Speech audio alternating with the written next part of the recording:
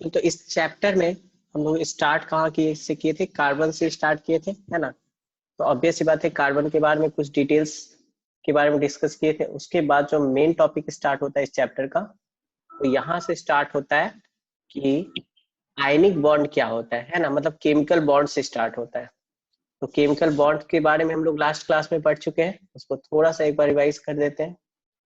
Chemical bond अब तक तो सबको पता चल चुका होगा कि केमिकल बॉन्ड कितने टाइप्स का होता है, जो हम लोग क्लास में डिस्कस करेंगे। एक होगा आयनिक, जो डिस्कस कर चुके हैं, और दूसरा क्या होता है कोवैलेंट, जिसको डिस्कस करना है।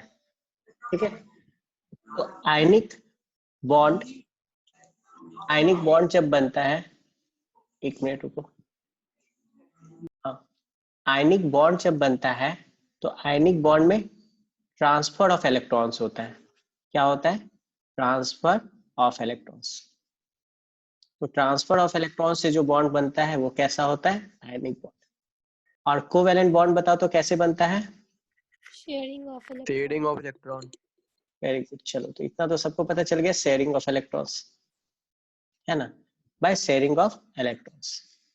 इसके बाद हम लोग इसमें भी दो पॉइंट पढ़ते हैं आयनिक कंपाउंड के, मेल्टिंग और बॉइलिंग पॉइंट के। ठीक है, तो पहला तो होता है मेल्टिंग एंड बॉइलिंग पॉइंट। तो बताओ आयनिक कंपाउंड्स का मेल्टिंग और बॉइलिंग पॉइंट कैसा होता है, हाई या लो? हाई। हाई होता है। और पूछा जाता है ये क्यों हाई होता है? क्योंकि इसमें कौन सा फोर्स रहता है, इंट्रा या इंटर? इंटर, है ना। तो इंटर मॉलिक्यूलर फोर्स क्या होता है? स्ट्रांग होता है। इंटर मॉलिक्यूलर फोर्स क्या होता है? स्ट्रांग होता है। और इसके स्ट्रांग होने के कारण क्या होता है? Melting and boiling point high हो जाता है। और दूसरा बताओ, आयनिक कंपाउंड जो है इलेक्ट्रिसिटी कंडक्ट करता है या नहीं करता है? करता है। इलेक्ट्रिसिटी कंडक्ट करता है, लेकिन मोल्टेन और सॉल्यूशन स्टेट में, है ना।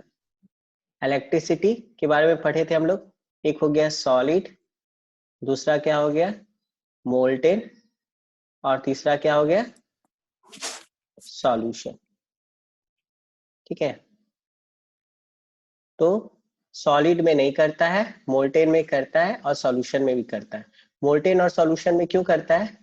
क्योंकि यहाँ पे आयंस या चार्ज पार्टिकल फ्री हो जाते हैं। ठीक है, तो इसलिए मोल्टेन स्टेट में करता है, यानी यहाँ पे फ्री चार्ज पार्टिकल्स थोड़ा सा फ्री हो जाता है, और उसके बारे में हम बता चुके हैं डिटेल में।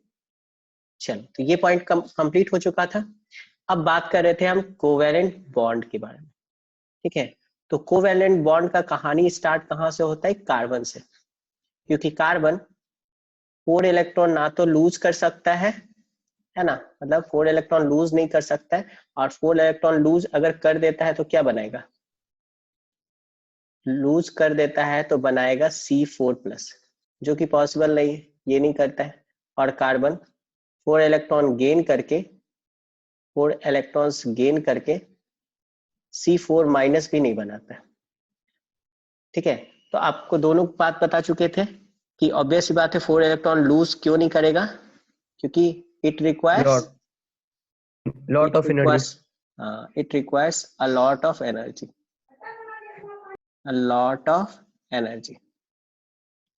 ठीक है, और C4- इस केस में क्या बताए थे कि गेन क्यों नहीं करेगा? इट इज डिफिकल्ट होता है difficult, sir. It is difficult, है ना, फॉर द न्यूक्लियस के अंदर जो 6 प्रोटॉन होते हैं ना, 6 प्रोटॉन जो होते हैं, it is difficult for the 6 proton to hold on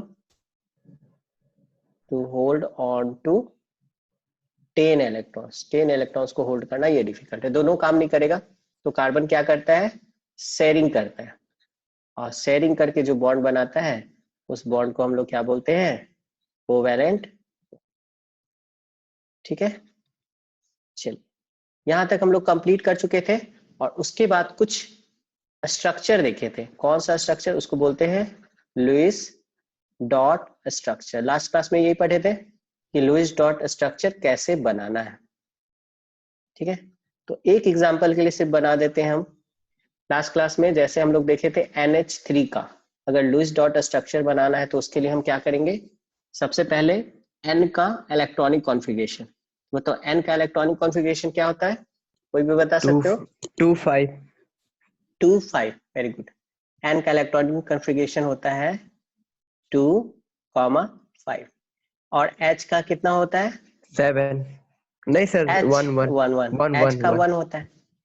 और यस हाइड्रोजन को मैक्सिमम कितना इलेक्ट्रॉन करना है, 2 इलेक्ट्रॉन, यानी इसको 1 इलेक्ट्रॉन शेयर करने का जरूरत है। और नाइट्रोजन को कितना शेयर करना है, 5 है, तो ऑक्टेट कंप्लीट करने के लिए इसको 3 शेयर करना है। तो जब नाइट्रोजन और हाइड्रोजन कंबाइन होता है तो इस टाइप से शेयर करता है। जैसे नाइट्रोजन के आउटर मोस्ट शेल में कितना इलेक्ट्रॉन है, यानी वैलेंस इलेक्ट्रॉन 5 है, तो एक हाइड्रोजन के साथ शेयर किया, दूसरा दूसरे हाइड्रोजन के साथ, और तीसरा तीसरे हाइड्रोजन के साथ, और 2 इलेक्ट्रॉन इसके पास बच जाएगा जिसको हम लोन पेयर बोलेंगे। ठीक है, अब यहाँ पे H के साथ, H को एक ही चाहिए ना, तो H एक इलेक्ट्रॉन शेयर कर लिया, दूसरा H भी एक इलेक्ट्रॉन शेयर कर लिया, तीसरा H भी एक इलेक्ट्रॉन शेयर कर लिया। चलो, तो हाइड्रोजन का तो ड्यूप्लेट कंप्लीट करना है तो उसका तो ड्यूप्लेट कंप्लीट हो गया, और नाइट्रोजन की भी बात करें तो शेयरिंग हुआ, इसलिए दोनों इलेक्ट्रॉन जो है वो नाइट्रोजन के पास भी, तो इसलिए कंप्लीट नाइट्रोजन का भी ऑक्टेट कंप्लीट हो गया। तो इस सर तरीके से, हाँ सर बोलो। डुप्लीकेट क्या होता है सर? सर डुप्लीकेट नहीं, डुप्लीकेट डुप्लेट डुप्लेट डुप्लेट। जैसे क्या होता है? ऑक्टेट होता है ना, ऑक्टेट होता है, हाँ ऑक्टेट क्या होता है? ऑक्टेट होता मतलब है 8 इलेक्ट्रॉन, है यस ना, सर, आउटर मोस्ट शेल में, तो स्टेबल होगा। और एक होता है ड्यूप्लेट, ड्यूप्लेट ठीक है, वो हाइड्रोजन के लिए होता है, या हाइड्रोजन हो गया, हीलियम हो गया, लिथियम हो गया, उसके लिए होता है। उसको सिर्फ आउटर मोस्ट शेल में, यानी उसका के ही सेल आउटर मोस्ट शेल होता है, उसमें 2 इलेक्ट्रॉन चाहिए होता है, तो 2 ही कंडीशन में स्टेबल होता है। वैसे मैक्सिमम जो एलिमेंट्स है वो ऑक्टेट कंप्लीट करके स्टेबल होता है। कुछ ही एलिमेंट है, जैसे हाइड्रोजन एक इंपॉर्टेंट है, जो ड्यूप्लेट कंप्लीट करके स्टेबल होता है, और उसके बाद फाइनली जो स्ट्रक्चर बनता है कुछ इस टाइप का स्ट्रक्चर बन जाता है। यहाँ पे लोन पेयर। बस यहाँ तक हम पढ़ा चुके हैं। बताओ यहाँ तक रिवीजन हो गया? तो यहाँ तक कोई दिक्कत किसी को भी? सर हाँ बोलो। सर जैसे कार्बन का 6 प्रोटॉन 10 इलेक्ट्रॉन होल्ड नहीं कर सकता है, तो सर बाकी में ऐसा कैसे हो जाता है? 7 इलेक्ट्रॉन है नाइट्रोजन में तो 10, सॉरी 7 प्रोटॉन है तो 10 इलेक्ट्रॉन होल्ड कर लेता है। हाँ तो 7 प्रोटॉन है ना, यस सर। 7 प्रोटॉन, और कितना इलेक्ट्रॉन को होल्ड करना है? 10 10। तो इसमें कितना का डिफरेंस हुआ? से 3। 3 का डिफरेंस हुआ। तो 3 तक मैनेज हो जाता है। वैसे ये भी डिफिकल्ट है, बट यहाँ पे क्या है, 6 प्रोटॉन है और इलेक्ट्रॉन कितना है, 10 इलेक्ट्रॉन है ना, तो यहाँ डिफरेंस कितना हो गया, 4, 4। है ना। ऐसा कोई एग्जांपल दो जिसमें 6 प्रोटॉन हो, या 6 प्रोटॉन या डिफरेंस 4 इलेक्ट्रॉन का हो। सर वो डिपेंड सिलिकॉन करता का है। कुछ होता है? हाँ सिलिकॉन का भी नहीं होता है, तो सिलिकॉन भी तो शेयर करके बॉन्ड बनाता है ना। ऐसा थोड़ी ना कि सिर्फ कार्बन ही शेयर करता है, कार्बन के साथ बहुत सारे एलिमेंट्स है जो शेयर करके बॉन्ड बनाते हैं। ठीक है, 4 इलेक्ट्रॉन अगर ट्रांसफर करने का बात हुआ, ठीक है, तो 1 मिनट रुको। हाँ समझ में आ गया। 4 इलेक्ट्रॉन अगर ट्रांसफर करने का बात हुआ, तो 4 इलेक्ट्रॉन अगर हम ट्रांसफर करते हैं तो वो एक डिफिकल्ट टास्क होता है, और साथ ही ये भी डिफिकल्ट होता है कि 4 इलेक्ट्रॉन आ गया तो पहले से 6 था अब 10 हो गया, तो 10 इलेक्ट्रॉन, ऑब्वियस बात है 6 प्रोटॉन, प्रोटॉन ही इलेक्ट्रॉन को होल्ड किए रहता है ना, क्योंकि प्रोटॉन पे पॉजिटिव चार्ज है, तो ये डिफिकल्ट हो जाता है। धीरे धीरे इस पे लोड बढ़ाते जा रहे हैं ना, तो ऑब्वियस बात है 4 का डिफरेंस ये बहुत ज्यादा है, 3 के डिफरेंस तक ये मैनेज कर सकता है। ठीक है, वो भी डिफिकल्ट है, वो भी नहीं करता है, वो आगे हम लोग देखेंगे। चलो अब आगे देखते हैं हम लोग। चलो नेक्स्ट जो है, अब देखो यहाँ पे लास्ट क्लास में शायद ये स्लाइड आपको बता दिया गया था, कितना तक बताए थे लास्ट क्लास में ना, कि covalent compound has low melting and boiling point, है ना। तो इसके लिए आपको एक बात बताए थे, इंटरमोलिकुलर फोर्स और इंट्रामोलिकुलर फोर्स, 2 फोर्स के बारे में बताए थे, है ना। तो इंटरमोलिकुलर फोर्स की बात कर रहे हैं तो क्या होता है, 2 मॉलिक्यूल के बीच में जो फोर्स होता है उसको हम लोग क्या बोलते हैं, इंटर मॉलिकुलर फोर्स। ठीक है, जैसे ये ये आपको दिख रहा है H2O का मॉलिक्यूल दिख रहा है यहाँ पे, ये H2O का मॉलिक्यूल दिख रहा है और ये एक H2O का मॉलिक्यूल दिख रहा है, ठीक है। तो इन दोनों के बीच में जो फोर्स है जो इन दोनों मॉलिक्यूल को पास में रख रहा है, उसी फोर्स को हम लोग क्या बोल रहे हैं, इसी फोर्स को हम लोग क्या बोल रहे हैं, इंटर मॉलिक्यूलर फोर्स, ठीक है। 1 मिनट वेट करना। देखिए तो हम लोग क्या बात कर रहे थे कि कोवैलेंट कंपाउंड जो होता है ना उसका low melting and low boiling point होता है, ये हम लोग पिछले क्लास में डिस्कस किए थे ना ये पॉइंट। तो इसमें हम आपको ये बात बताए थे कि जैसे ये H2O का मॉलिक्यूल है और ये भी H2O का मॉलिक्यूल है, तो दोनों मॉलिक्यूल के बीच में जो फोर्स होता है वो कौन सा फोर्स होता है, दो मॉलिक्यूल्स के बीच में इंटर मॉलिक्यूलर फोर्स है ना। और एक मॉलिक्यूल के अंदर जो O और H है ये भी तो किसी फोर्स से ज्वाइन है, तो ये कौन सा फोर्स होता है, इंट्रामोलिकुलर इंट्रामोलिकुलर है ना, इंट्रामोलिकुलर, ठीक है। या तो आप ये नाम याद रख सकते हो, नहीं तो इस कॉन्सेप्ट को याद रख सकते हो, ठीक है। तो देखो इंटरमोलिकुलर फोर्स वीक होने के कारण इन दोनों के बीच में जो फोर्स है वो वीक है ना, इन दोनों के फोर्स में वीक है कोवैलेंट कंपाउंड के केस में। और ये वीक होता है इस कारण से, बताओ हम इसको थोड़ा सा भी हीट करेंगे तो ये दूर दूर चला जाएगा या नहीं, दूर हो जाएगा ना, थोड़ा सा भी हीट करेंगे तो ये ब्रेक हो जाएगा, क्योंकि हीट एक्चुअल में हम देते क्यों है, इस बॉन्ड को ब्रेक करने के लिए।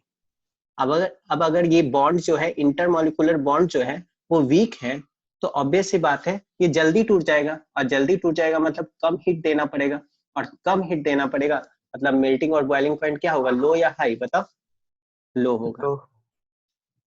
तो बताओ ये क्वेश्चन समझ में आया। अब इसी में नेक्स्ट क्वेश्चन जो आता है वो आता है इलेक्ट्रिसिटी वाला, ठीक है, तो उसको देखते हैं।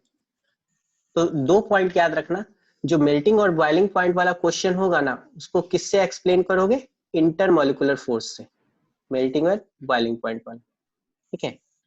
और इंट्रामोलिकुलर फोर्स से किसको एक्सप्लेन करोगे, इलेक्ट्रिसिटी, किसको, इलेक्ट्रिसिटी को, ठीक है। तो अब एक बात बताओ, यहाँ पे क्वेश्चन ये है कि why do covalent compounds not conduct electricity, यानी कोवैलेंट कंपाउंड जो होते हैं इलेक्ट्रिसिटी कंडक्ट नहीं करता है। तो सबसे पहला क्वेश्चन ये है कि इलेक्ट्रिसिटी कंडक्ट करने के लिए चाहिए क्या, चार्ज चाहिए, चार्ज पार्टिकल चाहिए ना, इलेक्ट्रिसिटी कंडक्ट करने के लिए क्या चाहिए, चार्ज। अब चार्ज कब डेवलप होता है, जब इलेक्ट्रॉन एक्स्ट्रा हो जाए या कम हो जाए, है ना। चार्ज तब कब डेवलप होता है, किसी के पास इलेक्ट्रॉन ज्यादा हो गया या कम हो गया, सॉरी, तब चार्ज डेवलप होता है। लेकिन यहाँ O और H जो है, हाइड्रोजन और ऑक्सीजन है, इन दोनों पे जो इलेक्ट्रॉन ये शेयर किया है ये ना तो कंप्लीटली ऑक्सीजन के पास गया है और ना ही कंप्लीटली हाइड्रोजन के पास गया है, ठीक है। तो ये दोनों इलेक्ट्रॉन क्या है, शेयर्ड है, ये दोनों इलेक्ट्रॉन क्या है, शेयर्ड है। और ये जो शेयर्ड इलेक्ट्रॉन होते हैं ना उसके कारण जो बॉन्ड बनता है ना वो बहुत ही स्ट्रॉन्ग, वो बहुत ही स्ट्रॉन्ग होता है।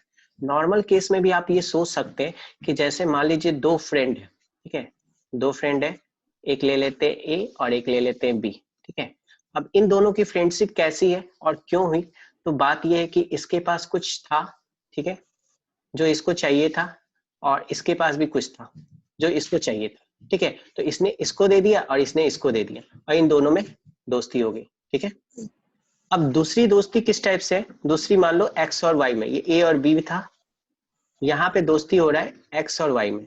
अब इस टाइप देखो किस टाइप से दोस्ती हो रहा है, इस पर क्या है कि दोनों के पास एक ही चीज है, दोनों के पास एक ही चीज है, जो दोनों क्या करते हैं, दोनों यूज करते हैं, दोनों शेयर करते हैं। अब आप बताइए कि कब दोस्ती ज्यादा अच्छी होगी, एक्स वाई के केस में कि ए बी के केस में। ऑब्वियस सी बात है एक्स वाई के केस में क्या होगा, जो दोस्ती होगा वो स्ट्रांग होगा, क्योंकि दोनों लोग इससे कनेक्टेड है, क्योंकि ये शेयर्ड है। यहाँ तो भाई इसको मिल गया जो चाहिए था और इसको मिल गया जो चाहिए था, ये दोनों को तो कभी भी अलग हो सकते हैं, क्योंकि दोनों को जो चाहिए था तो मिल गया।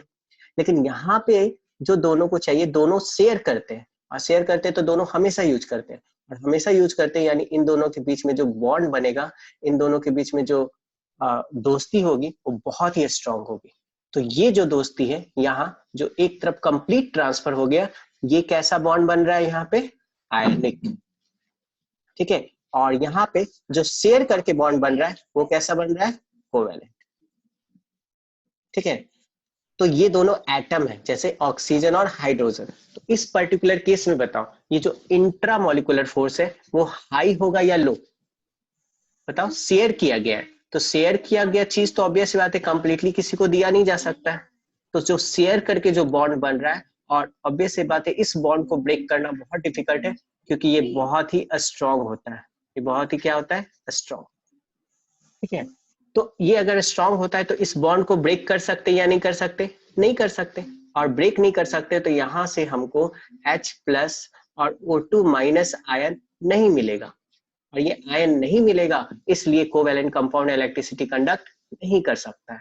और इसका रीजन आप लिखिएगा सिंपल वर्ड में कि ये कोवैलेंट कंपाउंड जो इलेक्ट्रिसिटी कंडक्ट क्यों नहीं कर सकता है, तो due to a strong intramolecular force. क्या रीजन हो जाएगा? Due to a strong intramolecular force. हाँ, ड्यू टू इंट्रामोलिकुलर फोर्स, वो भी स्ट्रॉन्ग। ठीक है, इसका आंसर हम बता दे रहे, इसका आंसर क्या होगा?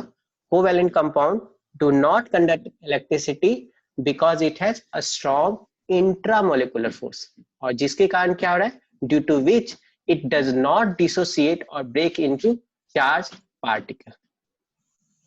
ठीक है, बताओ ये पॉइंट कितने लोग को नहीं समझ में आया? हैंड रेज कीजिए जितनों को नहीं समझ में आया। चलिए, बाकी सबको समझ में आ गया? शिवम, जानवी, अमन और विनीत नहीं समझ में आया? अच्छा, बाकी सबको समझ में आ गया? चलो ठीक है, देखो एक बार और एक्सप्लेन कर रहे हैं, ध्यान से समझना।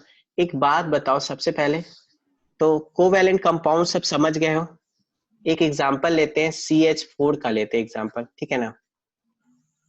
तो यहाँ पे CH4 के केस में, CH4 के केस में C और H के बीच में ये जो इलेक्ट्रॉन्स हैं, ये इलेक्ट्रॉन शेयर्ड इलेक्ट्रॉन है ना? ये इलेक्ट्रॉन क्या है? शेयर्ड इलेक्ट्रॉन है। तो बात ये है कि ये इलेक्ट्रॉन कंप्लीटली C के पास आ जाए या ये इलेक्ट्रॉन कंप्लीटली H के पास चला जाए, तभी चार्ज डेवलप्ड होगा। अगर कंप्लीटली किसी के पास नहीं जा रहा है तो चार्ज डेवलप होगा या नहीं होगा? बताओ, नहीं होगा। तो ये दोनों इलेक्ट्रॉन जो है, ये दोनों इलेक्ट्रॉन जिसके कारण ये बॉन्ड बना है, ये बॉन्ड, ये जो बॉन्ड है, इसी बॉन्ड को हम लोग बोलते हैं कौन सा फोर्स लग रहा है? ये कौन सा फोर्स लग रहा है यहाँ पे? Intramolecular force. इस फोर्स को हम लोग क्या बोल रहे हैं? Intramolecular force. Intramolecular force. तो बात ये है कि अगर चार्ज चाहिए, हमें चार्ज चाहिए तो इस बॉन्ड को ब्रेक करना पड़ेगा, और इस बॉन्ड को ब्रेक करने के लिए ऑब्वियस बात ये बॉन्ड बहुत ही स्ट्रांग है, यानी फोर्स बहुत ही स्ट्रांग है। तो ये बॉन्ड ब्रेक हो पाएगा या नहीं हो पाएगा? ब्रेक होगा? नहीं ना ब्रेक होगा। और अगर ब्रेक नहीं होगा तो बताओ, अगर ब्रेक नहीं होगा तो क्या चार्ज बनेगा? चार्ज बनेगा? No sir. और चार्ज नहीं बनेगा तो इलेक्ट्रिसिटी कंडक्ट करेगा? नहीं करेगा। तो सिंपल सा रीजन है कि, रीजन क्या है? स्ट्रॉन्ग इंट्रामोलिकुलर फोर्स के कारण, स्ट्रॉन्ग इंट्रामोलिकुलर फोर्स के कारण चार्ज पार्टिकल्स में ब्रेक ही नहीं होता है, और चार्ज पार्टिकल्स बनता ही नहीं है तो इलेक्ट्रिसिटी कंडक्ट नहीं करेगा, क्योंकि चार्ज पार्टिकल प्रोड्यूस करने के लिए इस बॉन्ड को टूटना जरूरी है, लेकिन ये टूटेगा ही नहीं, बहुत ही स्ट्रॉन्ग है, तो ऑब्वियस सी बात है इलेक्ट्रिसिटी इसलिए कंडक्ट नहीं करता है। क्लियर है? आप क्लियर हो गया? Yes sir. चल, अब हम इसको समराइज कर लेते हैं, ठीक है? जो भी पढ़े हम लोग उसको समराइज कर लेते हैं, और उसके बाद आप लोग को और अच्छे से क्लियर हो जाएगा। देखो, कोवैलेंट कंपाउंड, एनिक कंपाउंड, अब इसके बारे में जो जो पढ़े उसको शॉर्ट में लिख लेते हैं। जैसे intermolecular force, melting and boiling point, और कंडक्शन ऑफ इलेक्ट्रिसिटी, सारा कुछ जो पढ़े वो इस टेबल में हम बस समरी के तौर पे लिख देते हैं। जैसे एक बात बताओ, इंटरमोलिकुलर फोर्स कोवैलेंट कंपाउंड में मॉलिक्यूल के बीच का फोर्स वीक होता है या स्ट्रॉन्ग? इंटरमोलिकुलर फोर्स वीक होता है। और आयनिक में क्या होता है? इंटरमोलिकुलर फोर्स स्ट्रॉन्ग होता है। अच्छा, इंट्रामोलिकुलर फोर्स अपोजिट हो जाता है। कोवैलेंट कंपाउंड में इंट्रामोलिकुलर फोर्स क्या हो जाता है? स्ट्रॉन्ग। शेयर करके बॉन्ड बना है, ठीक है ना, तो शेयर वाला बॉन्ड स्ट्रॉन्ग होता है, ठीक है। और आयनिक कंपाउंड में ये क्या हो जाता है? वीक, ठीक है। अब मेल्टिंग एंड बॉइलिंग पॉइंट किस पे डिपेंड करता है? इंटरमोलिकुलर फोर्स पे। तो इंटरमोलिकुलर फोर्स अगर वीक है तो मेल्टिंग एंड बॉइलिंग पॉइंट क्या होगा? हाई। नहीं सॉरी, लो होगा, लो होगा। वीक है तो क्या होगा? लो होगा ना, सही बोल रहे थे। इंटरमोलिकुलर फोर्स वीक है तो क्या होगा? वीक मतलब लो, और अगर इंटरमोलिकुलर फोर्स स्ट्रांग है तो क्या होगा? हाई। हाई। क्लियर? अब आता है कंडक्शन ऑफ इलेक्ट्रिसिटी। तो कंडक्शन ऑफ इलेक्ट्रिसिटी मतलब चार्ज पार्टिकल होना चाहिए, और चार्ज पार्टिकल के लिए इंट्रामोलिकुलर फोर्स वीक होना चाहिए, वीक, तभी चार्ज बनेगा, नहीं तो नहीं बनेगा। ठीक है, तो यहाँ पे स्ट्रांग है, इंट्रामोलिकुलर फोर्स क्या है? स्ट्रांग, तो चार्ज नहीं बनेगा, और चार्ज नहीं बनेगा तो कंडक्शन ऑफ इलेक्ट्रिसिटी होगा? नो, नहीं होगा सर। ठीक है। और यहाँ पे इंट्रामोलिकुलर फोर्स क्या है? वीक है, तो ऑब्वियस सी बात है चार्ज बनेगा, और चार्ज बनता भी है Na प्लस और Cl माइनस, तो इस पर्टिकुलर केस में कंडक्शन ऑफ इलेक्ट्रिसिटी होगा, यस और नो? Yes sir. यस। तो यही सारा पॉइंट कवर किए। उम्मीद करते हैं ये टेबल के थ्रू आपका सारा कॉन्सेप्ट पता चल गया होगा। ठीक है, और इसी तरह आपको आंसर भी करना है। ठीक है, क्लियर? चलो अब आगे बढ़े, नेक्स्ट टॉपिक करें। चलो देखो, तो नेक्स्ट पॉइंट है वर्सेटाइल नेचर ऑफ कार्बन। ठीक है, तो ये वर्ड जो है वर्सेटाइल, पहले सुने हो क्या या पहली बार सुन रहे हो? वर्सेटाइल पहली बार सर। पहली बार? अच्छा, अमिताभ बच्चन के बारे में बहुत बार बोला जाता है, या बहुत से लोगों के बारे में बोला जाता है कि वर्सेटाइल है, वर्सेटाइल पर्सनालिटी, ये वर्ड। ठीक है ना? तो वर्सेटाइल मतलब का मतलब होता क्या है कि ऑब्वियस बात है स्पेशल, कुछ स्पेशल प्रॉपर्टी है कार्बन के साथ, इसीलिए उसको क्या बोल रहे हैं? वर्सेटाइल। ठीक है, स्पेशल पर्सन होते हैं, उसमें बहुत सारा टैलेंट होता है, तो उसको वर्सेटाइल पर्सनालिटी बोलते हैं कि वो स्पोर्ट्समैन भी अच्छा है, खेलता भी अच्छा है, पढ़ता भी अच्छा है, सब कुछ अच्छा करता है। ठीक है, तो वो क्या हो गया? वर्सेटाइल। ठीक है, अब देखो यहाँ पे जैसे वर्सेटाइल नेचर ऑफ कार्बन की बात कर रहे हैं, तो कार्बन वर्सेटाइल नेचर क्या है इसका, तो इसको पहले समझते हैं। ठीक है, तो कार्बन जो है ना 3 मिलियन से ज्यादा कंपाउंड फॉर्म कर सकता है। ठीक है, अब ये ऐसा क्यों कर सकता है, इस बात को जानना है। कार्बन जो है कितने कंपाउंड्स फॉर्म कर सकता है? 3 मिलियन से ज्यादा। हम आपको बताए थे कि कार्बन को एक तरफ रखो, बाकी सबको दूसरी तरफ रखो, तो कार्बन अकेले जितना कंपाउंड फॉर्म करेगा ना, उतना सब मिलके भी नहीं कर पाते हैं। तो आखिर कुछ तो स्पेशल होगा ना कार्बन के साथ, तो वो क्या स्पेशल है वो आज हम जानने वाले, क्यों इतना ज्यादा कंपाउंड फॉर्म करता है।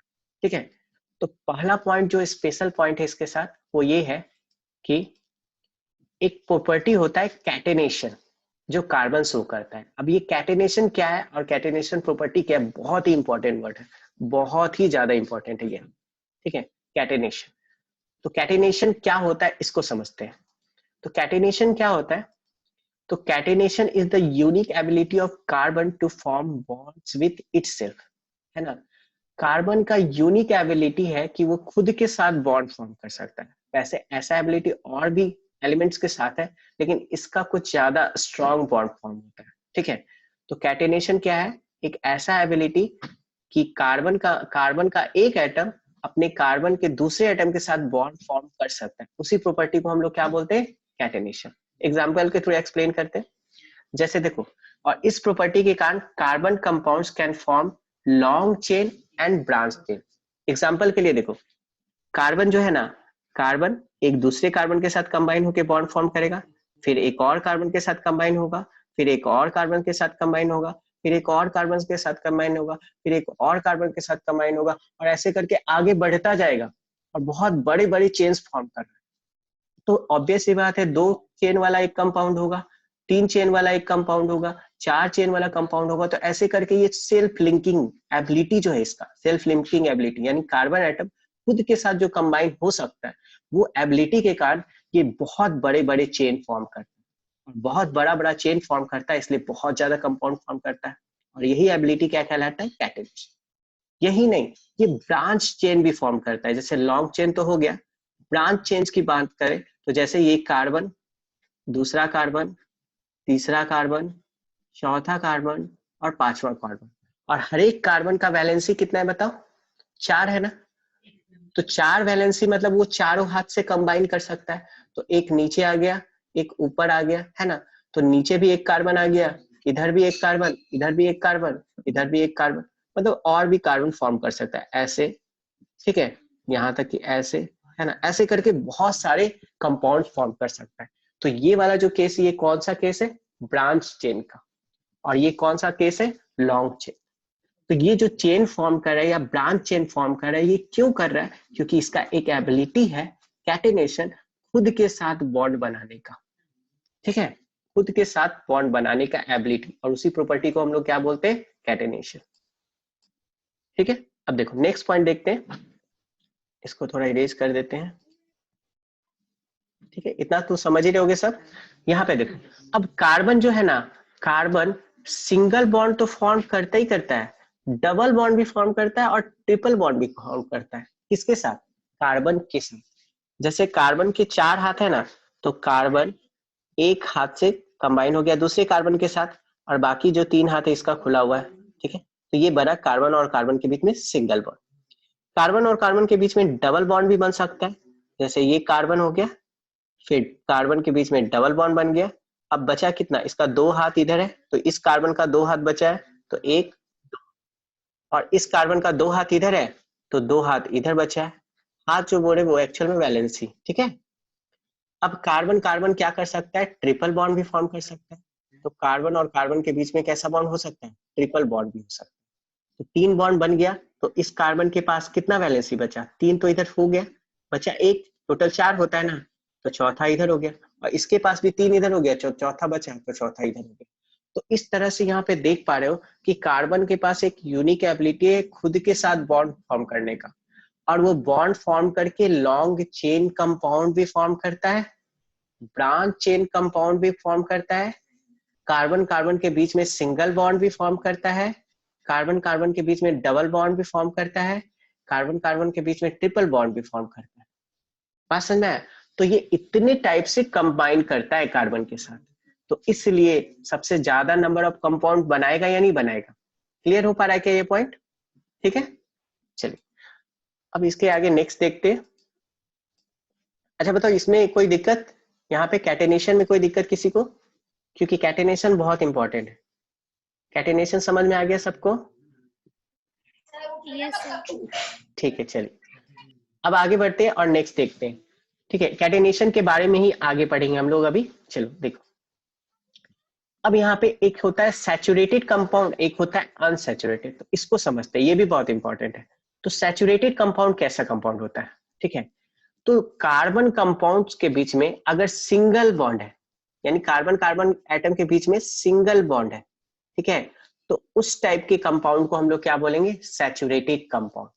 ठीक है, और वही अगर कार्बन कार्बन कंपाउंड के बीच में डबल या ट्रिपल बॉन्ड्स है, कैसा बॉन्ड है, डबल या ट्रिपल बॉन्ड्स है, तो उस टाइप के कंपाउंड को हम लोग क्या बोलेंगे, अनसैचुरेटेड। ठीक है, यानी सैचुरेटेड मतलब कार्बन और दूसरा कार्बन दोनों के बीच में कैसा बॉन्ड होगा, सिंगल।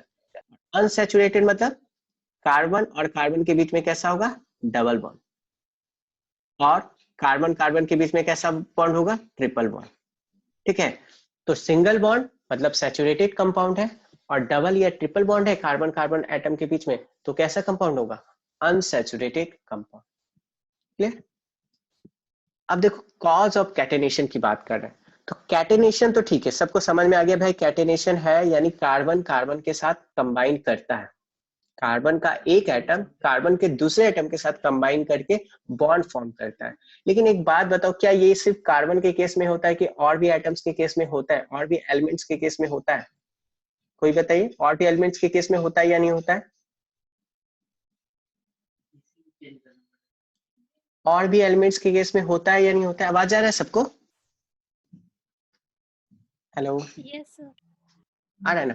अच्छा, तो हम आपसे यही पूछ रहे हैं कि और भी एलिमेंट्स के केस में कैटेनेशन होता है या नहीं होता है। तो सबसे पहले आप ये बताइए, जो कैटेनेशन है, हम सिर्फ ये बात नहीं बोल रहे हैं कि कार्बन का एक एटम कार्बन के दूसरे एटम के साथ कंबाइन कर गया, इसको कैटेनेशन बोल रहे हैं, बिल्कुल नहीं। कार्बन को में जो कैटेनेशन प्रॉपर्टी हम क्या बोल रहे हैं कि कार्बन का एक एटम दूसरे के साथ कंबाइन किया, दूसरा तीसरे के साथ कंबाइन किया, तीसरा चौथे के साथ कंबाइन किया, चौथा पांचवें के साथ कंबाइन किया, और धीरे धीरे धीरे धीरे ये बहुत बड़ा चेन बना। जस्ट लाइक हम आपको क्या बोल रहे हैं कि एक ग्लास है, ठीक है, ग्लास के ऊपर ग्लास रखने वाला गेम होता है ना, कि एक ग्लास है, इसके ऊपर एक ग्लास रखो, ऐसे करके गेम होता है ना, आप लोग रखते हो, ठीक है, ऐसे करके अरेंज करते हो। ठीक है, तो एक बात बताओ, जैसे जैसे ये ग्लास का साइज बड़ा होता जाएगा, ये स्टेबल होगा या अनस्टेबल होगा? अनस्टेबल। ये क्या होगा, जैसे जैसे इसका ग्लास का साइज नन्नी तुम्हारा ही आंसर कर रहे हैं। ये जो ग्लास का साइज जैसे जैसे हम ऊपर ऊपर में ग्लास रखते जाएंगे, ऐसे करके रख सकते हैं ना, तो बताओ धीरे धीरे अगर ये ग्लास बड़ा होता जाएगा, साइज ऊपर लेते जाएंगे, तो ये स्टेबल होगा या अनस्टेबल हो जाएगा? अनस्टेबल हो जाएगा और गिरने का चांसेस ज्यादा है ना। तो ये जैसे ग्लास के केस में हो रहा है ना, वैसा ही बाकी सारे अदर एटम्स के केस में होता है। बाकी सारे अदर एटम्स के केस में होता है मतलब कि कार्बन तो कार्बन के साथ कंबाइन करता है, सल्फर भी सल्फर के साथ कंबाइन करता है, सिलिकॉन भी सिलिकॉन के साथ कंबाइन करता है, ऐसा नहीं कि नहीं करता है। लेकिन बात यह है कि ये सब एक लिमिट तक करता है। कार्बन के बाद अगर सबसे मैक्सिमम अगर खुद के साथ लिंकिंग एबिलिटी शो करता है तो वो 7, ये सिलिकॉन करता है 7 और अप टू 8 एटम, है ना। लेकिन इसके बाद ये अनस्टेबल हो जाता है। लेकिन कार्बन जो है ये करते जाता है करते जाता है करते जाता है, बहुत दूर तक करता है। इनफैक्ट 17, 18, है ना, 20, 25, 35 कार्बन एक चेन में कंबाइन हो सकता है। तो बात तो बराबर, बात तो ये सही समझ में आ रहा है कि ये इतना बड़ा चेन फॉर्म कर रहा है और तब भी स्टेबल है, तो कुछ तो ऐसा प्रॉपर्टी होगा जिसके कारण ये स्टेबल है। तो वो प्रॉपर्टी क्या है इसका? कैटेनेशन। ठीक है, अब ये कैटेनेशन, कॉज ऑफ कैटेनेशन क्या है इसको देखते हैं, फिर आप लोग का आंसर क्लियर हो जाएगा। आखिर कैटेनेशन का कारण क्या है कार्बन के केस में। तो देखो एक्चुअल में होता क्या है कि कार्बन का साइज कंपैरेटिवली बहुत छोटा है, कंपैरेटिवली बहुत छोटा है, ठीक है, small size of carbon atom. तो अगर एक कार्बन है, थोड़ा सा ध्यान से इस बात को समझना, ठीक है, यहाँ पे हम एक पिक्चर के थ्रू समझा रहे हैं। ये पिक्चर दिख रहा है सबको? ये किसका एटम है बताओ? लिखने का जरूरत नहीं है। 2 इलेक्ट्रॉन और ये हो गया 4, 2 4 6 हो गया, 6 इलेक्ट्रॉन हो गया। एक और कार्बन एटम लेते हैं, ठीक है। अब देखो ये दोनों कंबाइन करेगा तो होगा क्या, जैसे ये दोनों कंबाइन कर गया, दोनों कंबाइन कर गया, तो ये जो बीच में जो इलेक्ट्रॉन्स दिख रहे हैं सबको, ये इलेक्ट्रॉन्स क्या है? शेयर्ड इलेक्ट्रॉन्स है। ये जो इलेक्ट्रॉन्स दिख रहे हैं आपको, ये इलेक्ट्रॉन सबको दिख रहा है ना, ये वाला सबको दिख रहा है, ठीक है। ये इलेक्ट्रॉन्स क्या है? शेयर्ड इलेक्ट्रॉन है। तो थोड़ा सा एक बात बताना, ये जो शेयर्ड इलेक्ट्रॉन है ये बीच में तो है, लेकिन इसको इस पे कौन फोर्स लगा रहा है? तो इस पे न्यूक्लियस फोर्स लगा रहा है। ये वाला न्यूक्लियस अपनी तरफ फोर्स लगा रहा है और इस इलेक्ट्रॉन पे ये वाला न्यूक्लियस भी अपनी तरफ फोर्स लगा रहा है या नहीं? और ये वाला न्यूक्लियस भी क्या कर रहा है? इस इलेक्ट्रॉन पे भी फोर्स लगा रहा है और ये वाला न्यूक्लियस इस इलेक्ट्रॉन पे फोर्स लगा रहा है। अब एक बात बताओ, ये न्यूक्लियस से ये जो इलेक्ट्रॉन है अगर इसका डिस्टेंस बढ़ गया तो ये फोर्स घट जाएगा ना। ये जो डिस्टेंस है न्यूक्लियस से इलेक्ट्रॉन का, ये डिस्टेंस पता चला है सबको? सबको पता चल रहा है? ये डिस्टेंस को अगर हम बढ़ा दे तो फोर्स जो है, फोर्स वो घट जाएगा या नहीं? घटेगा? घटेगा या नहीं बताओ? Yes sir. कोई भी रिप्लाई करो अगर समझ में आ रहा है तो, है ना। ये दोनों न्यूक्लियस और शेयर्ड पेयर इलेक्ट्रॉन्स हैं, तो इन दोनों के बीच का जो डिस्टेंस है, डिस्टेंस अगर हम बढ़ा देंगे तो फोर्स घट जाएगा। लेकिन हमारे केस में पता है क्या है? हमारे केस में कार्बन का साइज बहुत छोटा है, कार्बन का साइज बहुत ही छोटा है। तो बहुत ही छोटा होने के कारण ये डिस्टेंस भी शेयर्ड पेयर इलेक्ट्रॉन्स का न्यूक्लियस से कम है, और डिस्टेंस कम है तो बताओ फोर्स ज्यादा लगेगा कि नहीं? यस फोर्स ज्यादा है, और फोर्स ज्यादा लगेगा तो ये जो बॉन्ड बनेगा, ये जो बॉन्ड बनेगा इन दोनों में जो दोस्ती होगा, है ना, ये जो बॉन्ड बनेगा, कोवैलेंट बॉन्ड बनेगा, वो स्ट्रांग बनेगा या वीक बनेगा? स्ट्रांग बनेगा। और अगर ये बॉन्ड स्ट्रांग है, ये बॉन्ड स्ट्रांग है, तो ये दोनों में दोस्ती होने के बाद ये दोनों स्टेबल है। इसका मतलब बॉन्ड स्ट्रांग है तो ये दोनों स्टेबल है या अनस्टेबल है? बताओ। स्टेबल। स्टेबल है ना। तो इसका मतलब कार्बन और कार्बन के बीच में जो बॉन्ड बन रहा है ना, कार्बन के स्मॉल साइज होने के कारण ये बॉन्ड बहुत ही स्ट्रांग है ना।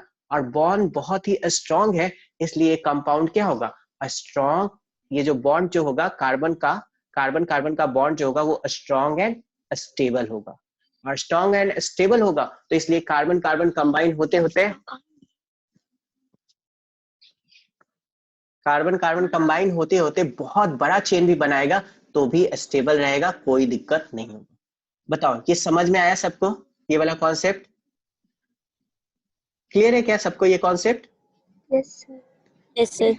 अगर नहीं समझ में आएगा तो हैंड रेज कीजिएगा। कितने लोग को ये नहीं समझ में आया कॉज ऑफ कैटेनेशन? तो सबको समझ में आ गया। चलो एक और एग्जांपल देते ताकि आपको और अच्छे से क्लियर हो जाए। अब यहाँ पे एक क्वेश्चन आता है, बहुत इंपॉर्टेंट क्वेश्चन, उम्मीद कर सकते हैं कि कॉज ऑफ कोऑर्डिनेशन आपको समझ में आ गया। एक क्वेश्चन आता है, उसके थ्रू एक बार और इसको एक्सप्लेन करते हैं। जैसे ये दोनों एटम जो है ना, ये दोनों पता है किसका एटम है? अभी कार्बन का था, अब ये किसका एटम है? सिलिकॉन का। किसका है? सिलिकॉन का। अब सिलिकॉन के एटम का साइज कार्बन के एटम के साइज से बड़ा होता है या छोटा? बताओ। बड़ा होता है ना? तो बड़ा होता है तो देखो क्या होगा, बड़ा होता है तो अब ऑब्वियस सी बात है सिलिकॉन सिलिकॉन भी कंबाइन करेगा, तो लो सिलिकॉन सिलिकॉन कंबाइन कर गया, है ना। और ये जो शेयर्ड पेयर इलेक्ट्रॉन है इसको थोड़ा बीच में ले आते हैं, ये जो इलेक्ट्रॉन है वो शेयर्ड है ना। तो ये जो शेयर्ड इलेक्ट्रॉन है, अगेन हम वही बात करेंगे कि न्यूक्लियस से इसका डिस्टेंस, इस वाले केस में बताओ ये डिस्टेंस बढ़ गया या घट गया? बढ़ गया। बढ़ गया। तो ये जो डिस्टेंस है सिलिकॉन के केस में, क्योंकि सिलिकॉन का साइज ज्यादा है, तो शेयर्ड पेयर इलेक्ट्रॉन्स का डिस्टेंस न्यूक्लियस से क्या हो गया? ये डिस्टेंस बढ़ गया। ये डिस्टेंस क्या है? डिस्टेंस बढ़ गया। अच्छा डिस्टेंस बढ़ गया तो बताओ फोर्स क्या हो गया? फोर्स बढ़ा या घटा? फोर्स ऑफ अट्रैक्शन, फोर्स घट गया। अच्छा फोर्स घटा तो स्टेबिलिटी बढ़ा या घटा? स्टेबिलिटी क्या हो गया? घट गया। घट गया। स्टेबिलिटी भी क्या हो गया? घट गया, है ना। स्टेबिलिटी भी क्या हो गया? घट गया। और स्टेबिलिटी घट गया तो क्या ये उस तरह से लॉन्ग चेन फॉर्म कर सकता है? क्योंकि ये भी बॉन्ड बहुत स्ट्रॉन्ग नहीं है, यानी बहुत स्टेबल नहीं है, तो बहुत स्टेबल नहीं है तो बहुत दूर तक तो चेन नहीं फॉर्म करेगा, लेकिन बहुत दूर तक चेन नहीं फॉर्म कर सकता। ठीक है, तो ये क्वेश्चन बहुत इंपॉर्टेंट है, आपके एग्जाम में आता है ये वाला क्वेश्चन कि why silicon can form chains only up to 7 और 8 एटम्स। या ये भी क्वेश्चन आता है why silicon can not show catenation. ठीक है, यानी ये जो सिलिकॉन है ना चेन तो बनाता है बट 7 और 8 एटम्स के बाद खत्म इसका कैपेसिटी, है ना। जैसे ग्लास खड़ा करने वाला, ग्लास के ऊपर ग्लास रखने वाला गेम समझ लो, और सिलिकॉन के केस में वो 7-8 रखता है, खत्म कहानी, उसके बाद वो नहीं रख पाता है। लेकिन कार्बन के केस में वो ग्लास रखते जाता है, तब भी ग्लास नहीं गिरता है। क्लियर? अब देखो इसका आंसर बता चुके हैं, बस यहाँ पे लिख देते। मेन पॉइंट आपको हाईलाइट कर दिया गया कि सिलिकॉन क्यों नहीं फॉर्म कर सकता है 7 और 8 एटम से ज्यादा चेन, क्योंकि उसका साइज क्या होता है बताओ? Large size of silicon atom. और इसके कारण the shared pair of electrons, देखो वर्ड लिखा हुआ है shared pair of electrons are loosely bounded. Loosely bounded मतलब समझ रहे हो, उस वाले केस में हम लिखे थे स्ट्रांगली बाउंड। ठीक है, ये जो शेयर्ड पेयर ऑफ इलेक्ट्रॉन्स है ये न्यूक्लियस से लूजली बाउंड होते हैं, मतलब उतना फोर्स नहीं लगता है। Therefore silicon bond is weak and unstable, और ये वीक एंड अनस्टेबल है। कार्बन के केस में क्या था? स्ट्रॉन्ग एंड स्टेबल, और hence it cannot form silicon chains more than 7 or 8 atoms. Clear हुआ क्या ये बात सबको? क्लियर हो गया? ठीक है, चलिए कुछ बच्चे रिप्लाई कर सकते हैं। आकांक्षा, संध्या, नंदिनी रिप्लाई करो, या और भी कोई रिप्लाई करना चाहते? समझ में आ रहा है ना? नहीं समझ में आएगा तो बोलिएगा। चलिए गुड, ठीक है, चलो। और जिसका क्वेश्चन है वो समझ में आ रहा है? ठीक है, चलो अब देखो नेक्स्ट देखते हैं। तो यहाँ कैटेनेशन हो गया। अब बात करते हैं टेट्रावैलेंसी की। तो कार्बन बहुत सारे कंपाउंड फॉर्म कर सकता है, तो इसका सबसे बड़ा और एक इंपॉर्टेंट रीजन है वो ये है कि कार्बन कैटेनेशन शो करता है। आवाज क्लियर है? Yes sir. Yes sir. अच्छा, कार्बन और कार्बन बॉन्ड, कार्बन कितना कार्बन एटम तक कंबाइन कर सकता है उसका कोई लिमिटेशन नहीं है, ठीक है ना। वो डिपेंड करता है, वो बहुत बड़े बड़े चेन्स फॉर्म कर सकता है, ठीक है। उसके बारे में बताया नहीं जा सकता कि कहाँ तक फॉर्म करेगा, बिल्कुल नहीं, है ना। लेकिन सिलिकॉन के बारे में बताया जा सकता है कि वो 7 और 8 तक फॉर्म करेगा, ठीक है। अब देखो टेट्रावैलेंसी, टेट्रा मतलब वर्ड क्या बता रहा है? टेट्रा एक लैटिन वर्ड है। टेट्रा का मतलब क्या होता है? 3। टेट्रा मतलब नहीं, टेट्रा मतलब कोई और बताओ। 4। टेट्रा मतलब 4 होता है। टेट्रा मतलब क्या होता है? 4। और वैलेंसी, तो नाम ही से पता चल रहा है कि टेट्रा वैलेंसी मतलब कार्बन का 4 वैलेंसी है। और 4 वैलेंसी होने के कारण भी इसके पास एक यूनिक एबिलिटी आ गया, मतलब 4 हाथ है, समझो चारों तरफ से कंबाइन करते, है ना, मतलब carbon has 4 valency and therefore it can form it can combine with 4 other atoms of carbon or some other monovalent element. इसका मतलब जस्ट ये हुआ कि कार्बन का 4 वैलेंसी है ना, तो ये 4 अदर कार्बन के साथ भी कंबाइन कर सकता है ना, 4 अदर कार्बन एटम के साथ भी कंबाइन कर सकता है, क्योंकि मैक्सिमम वैलेंसी 4 ही हो सकता है। मतलब 4 से ज्यादा वैलेंसी हो सकता है क्या? हो भी सकता है। तो अभी आपको नहीं पढ़ना है, अभी आप लोग जितना भी पढ़े उसमें मैक्सिमम वैलेंसी कितना पढ़े? 4 वैलेंसी होने का मतलब कंबाइनिंग कैपेसिटी, वैलेंसी मतलब कंबाइनिंग कैपेसिटी, और कंबाइनिंग कैपेसिटी अगर 4 है तो ऑब्वियस सी बात है कंबाइनिंग कैपेसिटी भी ज्यादा है। और ये सबसे बड़ी बात है कि ये चारों साइड से कार्बन से ही कंबाइन कर सकता है, चारों कार्बन से कंबाइन कर सकता है, और फिर चारों जगह कार्बन आ सकता है। ठीक है, तो इसका मतलब कार्बन जो है टेट्रा वैलेंसी शो करता है, और इस कारण से भी ये भी एक रीजन है जिसके कारण कार्बन बहुत ज्यादा कंपाउंड्स फॉर्म करता है। ठीक है, ये सिंपल सा रीजन है।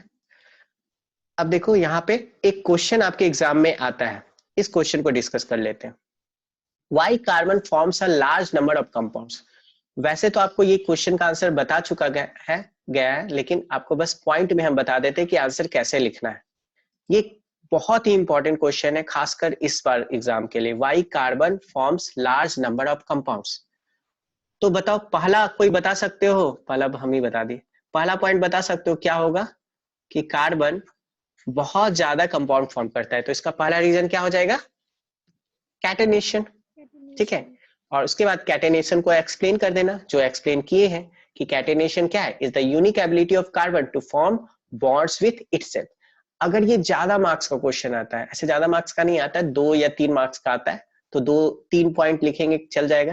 लेकिन अगर ज्यादा मार्क्स का आता है तो जो कार्बन कार्बन चेन के बारे में बताए थे कि carbon can form long chain, branch chain, double bond, single bond, triple bond, वो सारा बात लिखना। नहीं तो बस कैटेनेशन और कैटेनेशन क्या होता है वो बता देना। ठीक है, उसके बाद सेकंड पॉइंट क्या हो जाएगा? टेट्रावैलेंसी। हाँ गुड, स्मॉल हाँ साइज। टेट्रावैलेंसी हो जाएगा, वेरी गुड। और एक और कोई पॉइंट बोल रही हो, बहुत सही बोल रही हो, है ना? हम बता रहे, 1 मिनट संध्या।